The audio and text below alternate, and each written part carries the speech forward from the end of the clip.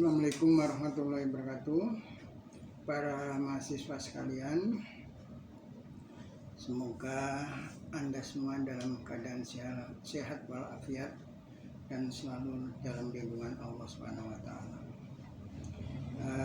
Pada kesempatan ini Bapak akan menyampaikan lanjutan dari materi pada hari Sabtu kemarin. Kalau kemarin hari Sabtu kita mempelajari arti penting studi kelayakan bisnis konvensional. Nah, sekarang kita lanjut pada arti penting studi kelayakan bisnis Islam. Jadi ada tambahan kata Islam. Pertanyaan yang dikemukakan dalam studi kelayakan bisnis Islam ini tidak cukup hanya 5 poin sebagaimana pertanyaan yang dikemukakan dalam studi kelayakan bisnis konvensional. Dalam studi kelayakan bisnis Islam, 5 poin pertanyaan tersebut itu masih tetap disampaikan, tetapi tidak cukup sampai di situ. Masih perlu ada tambahan-tambahan pertanyaan yang berdasarkan perspektif Islam atau perspektif syariah. Nah, pertanyaan-pertanyaan tersebut adalah sebagai berikut. 1. Investor dan barang yang diinvestasikan. Itu dibagi menjadi poin A. Apakah investornya orang baik? Artinya investor yang biasa melakukan bisnis-bisnis yang halal, bisnis-bisnis yang legal. Jadi bukan bandar judi, meskipun misalnya di negara yang perjudian dilegalkan. Tapi kalau dia seorang bandar judi, maka investor ini nggak bisa kita ajak kerjasama, itu nggak bisa. Kemudian bandar narkoba atau mucikari dan lain-lain. Nah, ini bukan sekedar omong kosong. Pada era Orde Baru itu ada bandar judi yang menjadi owner klub sepak bola, dan klub sepak bola tersebut diberi nama persis dengan nama bisnis judinya. Nah, jadi bisnis sepak bola ini juga dibiayai dari hasil bisnis perjudian, karena waktu itu Indonesia belum menganut sepak bola profesional, jadi masih amatir. Pemain-pemainnya juga pemain amatir, bukan pemain profesional yang mendapat gaji secara profesional. Jadi mereka digaji dari hasil perjudian. Nah, jika investor seperti ini menawarkan kerjasama bisnis, Islam melarang umat Islam melakukan kerjasama dengan investor semacam itu. Kemudian poin B-nya, kebutuhan investasi. Apakah investasi yang ditawarkan merupakan kebutuhan dengan tingkat urgensi yang tinggi dan mendesak? Ini perlu dipertanyakan. Misal investasi untuk membangun pendidikan di Indonesia, meliputi sarana dan prasarananya. Nah, ini tentu jauh lebih penting dan mendesak dibanding dengan investasi untuk membangun misalnya jalan tol di daerah-daerah yang tingkat kepadatan kendaraannya itu belum mendesak. Ini belum urgent. Ini harus dana itu diarahkan kepada kebutuhan-kebutuhan yang mendesak dan urgent. Misalnya selain pendidikan, membuka lapangan kerja, mengatasi pengangguran, ini lebih urgent. Nah, kemudian bagaimana tingkat urgensinya apalagi dibandingkan dengan tingkat kemajorotannya? Ya, bisnis memang untuk mencari keuntungan, tapi jangan sampai keuntungan ini berdampak menimbulkan kemajorotan. Misal, ini terjadi ini. Contoh aja, bukan misal, ini contoh. Penambangan pasir laut yang diekspor ke Singapura. Ini selain merusak lingkungan alam wilayah Indonesia, karena dampaknya juga bisa menimbulkan pulau-pulau kecil ini tenggelam, hilang. Nah, jadi merusak lingkungan di wilayah Indonesia, sementara pasir laut tersebut oleh Singapura digunakan untuk reklamasi, untuk memperbesar pulau Singapura, wilayahnya itu diperbesar, diperlebar. Nah, kemudian arahnya ke Indonesia. Ini kan mempengaruhi perluasan batas wilayah laut Singapura kan, karena dihitung dari bibir pantai, sementara bibir pantainya semakin menjorok ke arah Indonesia. Nah, ini kemadorotan yang kedua. Jadi pertama merusak lingkungan, kedua mengancam wilayah Indonesia karena batas wilayah laut Singapura akan melebar ke arah Indonesia.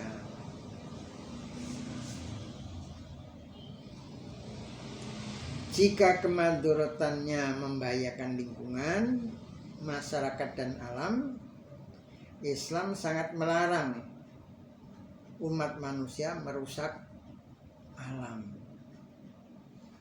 Berkaitan dengan perusakan alam, ini ada 9 ayat Al-Quran yang melarang umat manusia berbuat kerusakan di muka bumi. Salah satunya surat Al-A'raf ayat 56 yang artinya, janganlah kamu berbuat kerusakan di bumi setelah diatur dengan baik. Berdoalah kepadanya dengan rasa takut dan penuh harap. Sesungguhnya rahmat Allah sangat dekat dengan orang-orang yang berbuat baik. Kemudian poin D,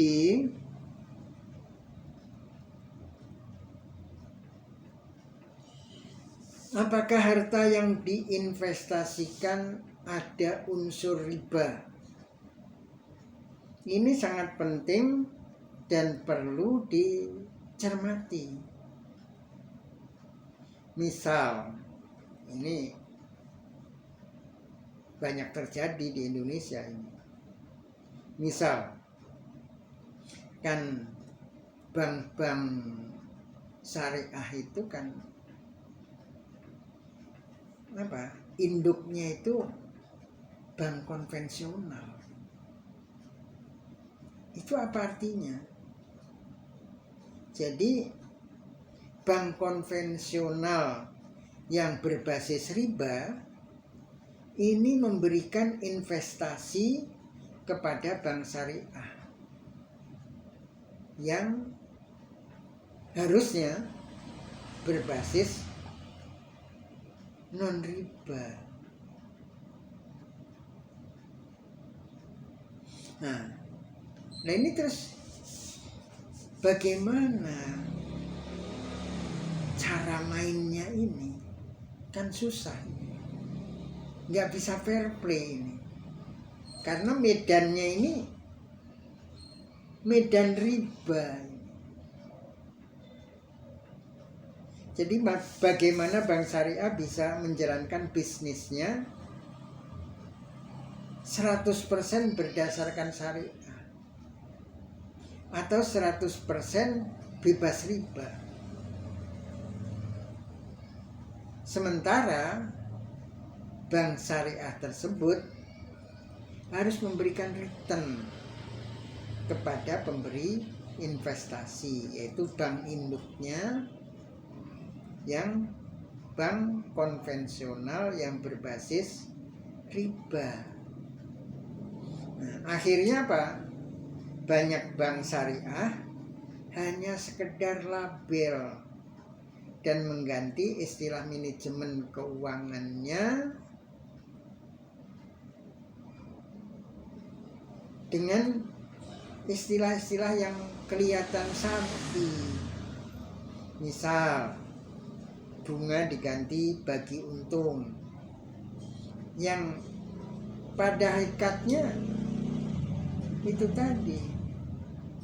Nah ini yang tegas mengatakan ini adalah apa?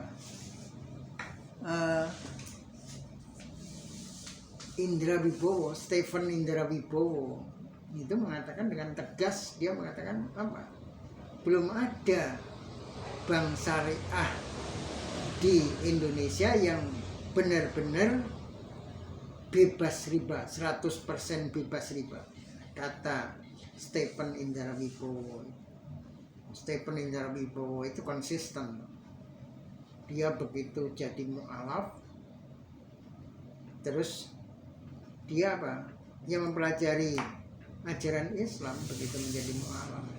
Dari belajar sholat sampai akhirnya apa? Masalah apa? Hukum, termasuk hukum riba. Setelah tahu apa dia lakukan, dia keluar dari tempat kerjanya, karena di tempat kerjanya ini apa?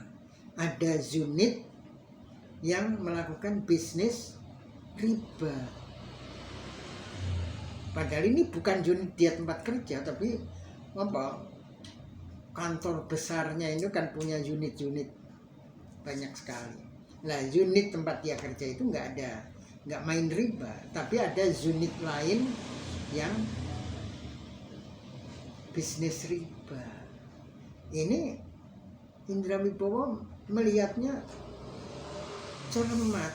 Nah, dia kan dari unit-unit ini kan keuntungan kan dikumpulkan ke pusat kan.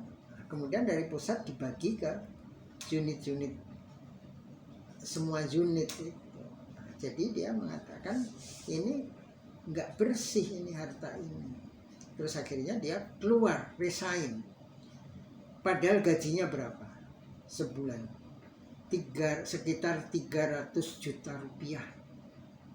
Dia keluar sebagai muslim, padahal baru saja jadi muslim, baru saja mu'alaf. Dia yakin dengan pertolongan Allah. Dia kemudian resign, nyari kerja lagi di tempat yang bebas riba. Ternyata apa yang terjadi? Dia di tempat baru memperoleh gaji hampir 2 kali lipat gaji di perusahaan lama. Jadi sekitar 600 sekian juta per bulan. Tadinya 300 sekian juta per bulan, resign, kemudian nyari kerja lagi, mendapat tempat kerja baru, dia memperoleh gaji hampir 2 kali lipat, 600 sekian juta per bulan. Ini keyakinan dia. Makanya ya Bapak yakin ketika dia mengatakan apa, bank-bank yang berlabel syariah di Indonesia, menurut dia belum ada yang 100% bebas riba.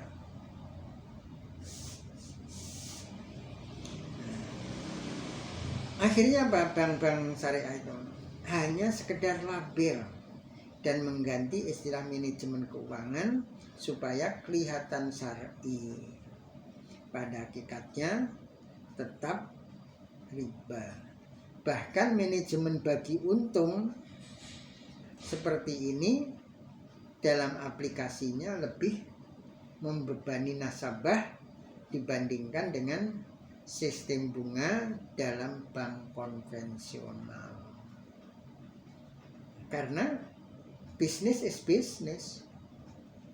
Bank syariah harus dapat memberikan return kepada investor. Bank konvensional yang berbasis riba. Nah, di samping itu, bank syariah juga dituntut untuk survive, nah, sehingga harus mencari untung. Nah, tujuan bank syariah yang seperti ini hanyalah bermaksud apa? Menjaring nasabah yang tidak mau melakukan transaksi dengan bank yang berbasis riba. Tapi pada akhirnya nasabah tersebut justru terjebak dengan riba yang terselubung.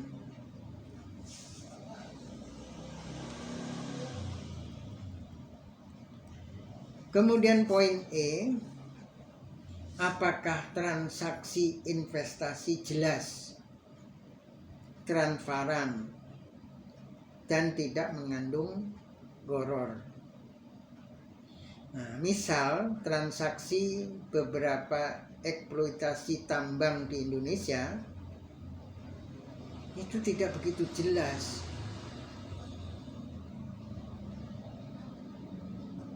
Mau yang tambang emas, tambang nikel, tambang batu bara, itu nggak jelas. Dan akhirnya dikelola swasta, dieksploitir oleh swasta. Padahal amanat konstitusinya apa?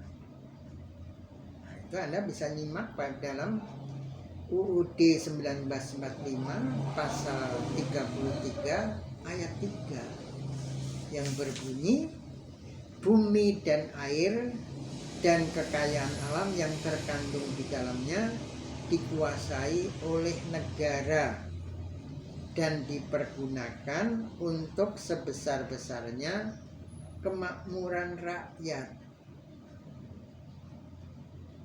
Nah, ini konstitusi. Lah, umat Islam masih punya apa? Tanggung jawab selain konstitusi, yaitu hadis. Hadisnya ini ternyata apa? Konstitusi kita itu kan dibuat atau dibikin oleh waktu itu apa, banyak ulama-ulama yang handal menyusun ini, bukan asal-asalan. Tidak seperti referendum yang dikritik banyak orang, semakin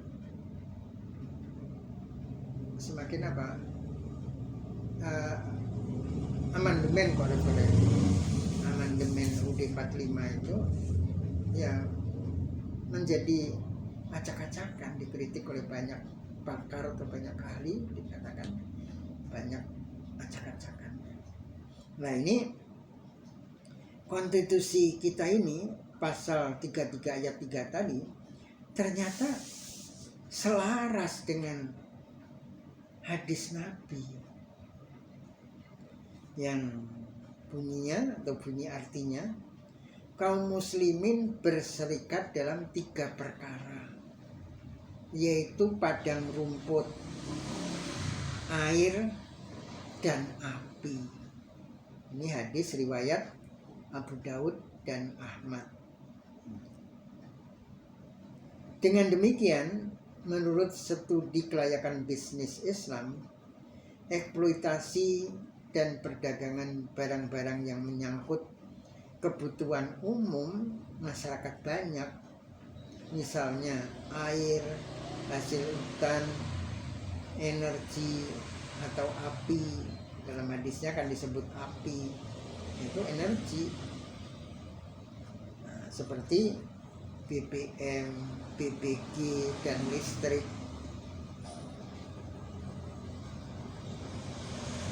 Yang kalau sampai dilakukan oleh swasta atau individu, ini tidak sesuai dengan konstitusi.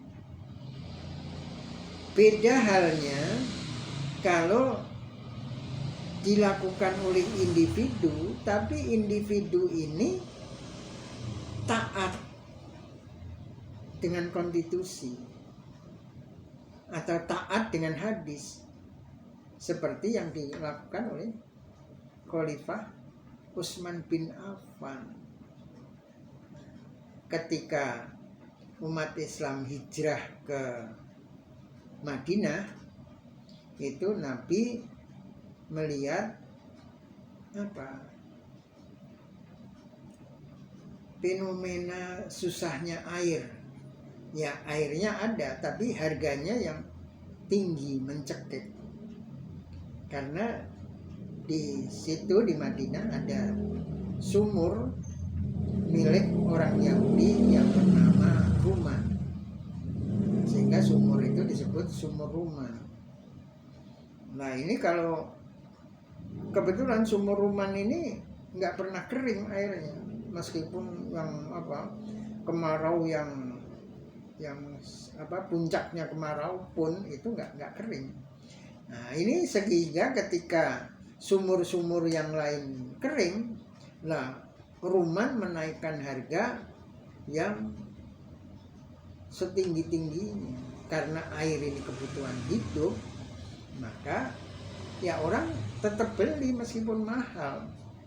Nah, Nabi melihat ini, terus kemudian Nabi bertanya kepada sahabat-sahabatnya, mengatakan, siapa yang sanggup membeli sumur Ruman?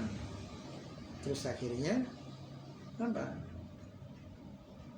Sayyidina Utsman bin Affan, waktu itu belum jadi khalifah karena masih ada Nabi,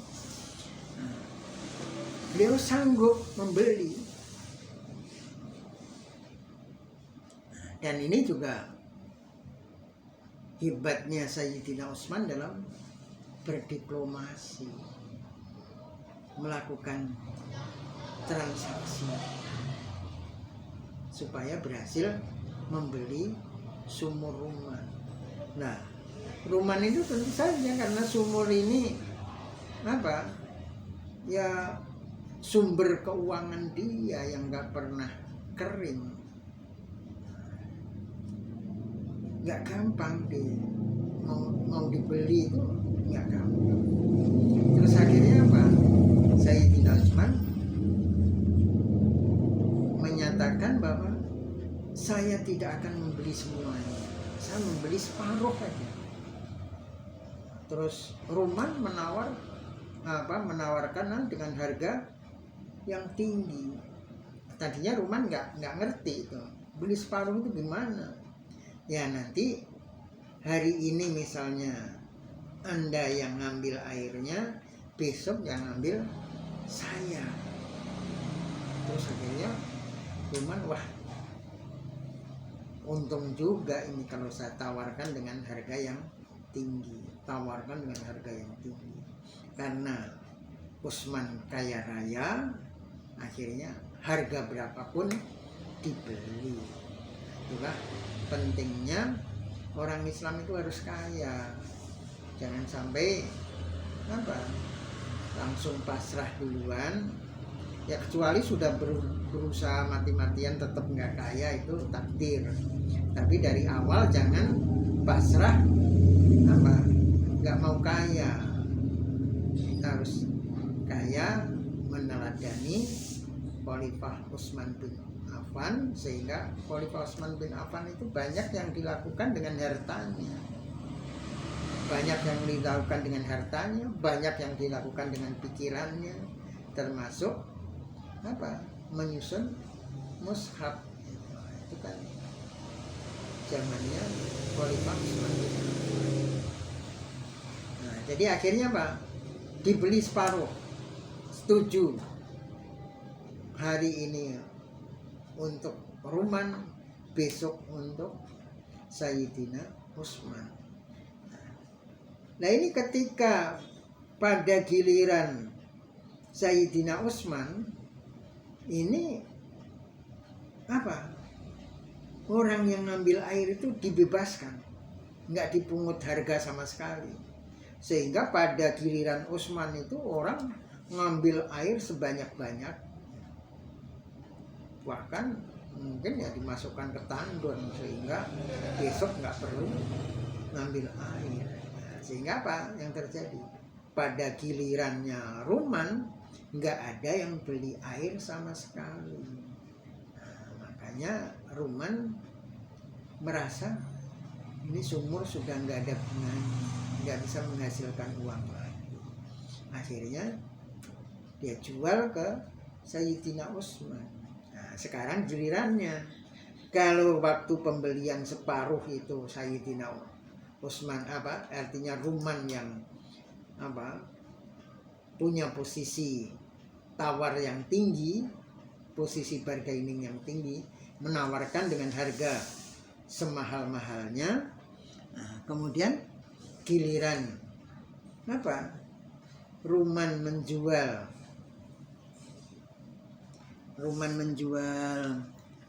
bagian dia yang tinggal separuh ini, Sayyidina Utsman ganti yang main, ganti yang punya posisi bargaining yang tinggi. Nah, pada saat itulah Sayyidina Utsman menawar dengan harga semurah-murahnya. Akhirnya ya Ruman daripada nggak dapat uang, ya akhirnya dilepas sumur itu. Maka kemudian sumur itu ganti nama menjadi Sumur Utsman. Sampai sekarang masih ada sumur itu, cuma sudah nggak kepakai lagi.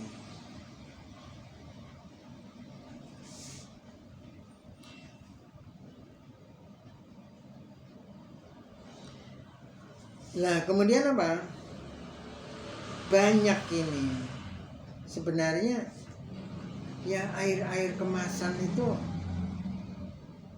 itu melanggar konstitusi. Sebagai umat Islam ya itu harus tahu bahwa itu melanggar hadis ini. Melanggar hadis. Nah ini juga pejabat pemerintah saduga ada main di situ. Harusnya pejabat government ini nggak boleh mengizinkan. Kalau mengizinkan produknya nggak massal seperti ini. Kita kan kehidupan sehari-hari harus beli air, nggak boleh. Itu harusnya government menyediakan apa? PAM, perusahaan air minum, M-nya minum, bukan air mandi. Kalau sekarang PAM kan perusahaan air mandi, karena faktanya tidak bisa pakai minum. Di hotel-hotel itu ada, hotel berbintang 5 itu ada stiker yang di keran itu ditulis pakai bahasa Inggris, tidak dipakai untuk minum, jadi tidak bisa dipakai minum, karena nanti takutnya orang bule dikira seperti di negaranya, haus putar keran terus minum. Karena di hotel berbintang itu di kamar mandi juga ada gelas, tapi gelas itu biasanya digunakan untuk kumur, bukan untuk minum. Ini harusnya itu government menyediakan air bersih bisa dipakai untuk minum dan sehat. Tapi enggak. Kemudian kebutuhan untuk minum apa? Harus beli air kemasan, air galon, air isi ulang.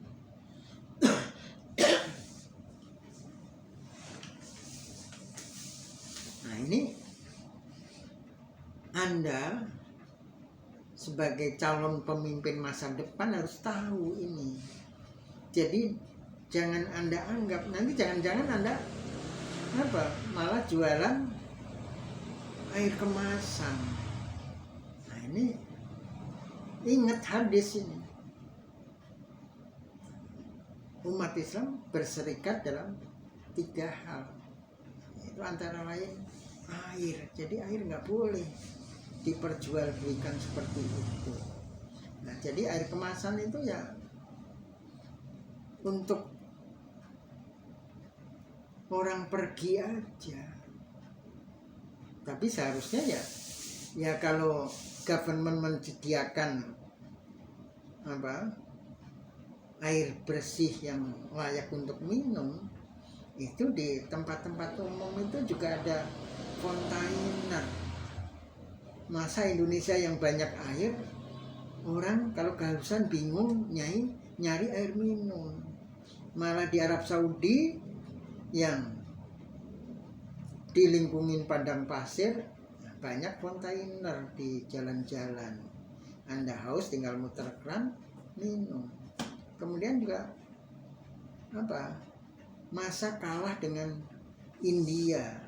Jadi orang itu di Lucknow itu negara bagian, provinsi, ibu kota provinsi. Itu di bandaranya itu ada kontainer. Jadi orang cukup bawa botol terus kemudian ngisi di kontainer itu untuk dibawa ke pesawat, naik pesawat. Jadi tidak seperti kita. Nah, ini mayoritas Islam, tapi karena pengetahuan rakyatnya rendah, maka ya dimainkan sama pejabat.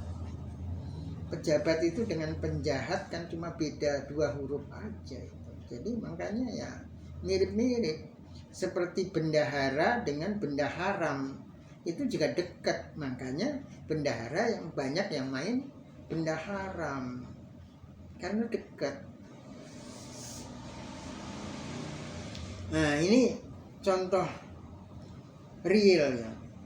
Di Perumahan Bapak di Telaga Harapan Cikarang Barat ini ada PAM milik swasta menyalurkan air ke warga. Lah kan enak banget ini. Jualan tapi nggak modal, tinggal nyedot dari air, dari tanah. Ini kan curang itu. Makanya hadisnya berbunyinya umat Islam berserikat dalam 3 perkara, antara lain air. Jadi air itu nggak bisa diperdagangkan seperti itu. Jadi harus government menyediakan air bersih ke rumah-rumah. Nah, jadi di Telaga Harapan Cikarang Barat ini ada perusahaan air minum milik swasta yang menyalurkan pipa-pipanya ke rumah-rumah penduduk. Selain itu juga menjual air yang dibeli menggunakan truk tangki untuk dikirim ke dikirim ke para penjual air isi ulang. Nah, itu sekarang di daerah Cikarang sudah nggak kudu nyari air dari gunung lagi, dari Bogor enggak. Itu di Cikarang ada pam yang menjual air itu ke masyarakat. Nah, ini nggak boleh tuh.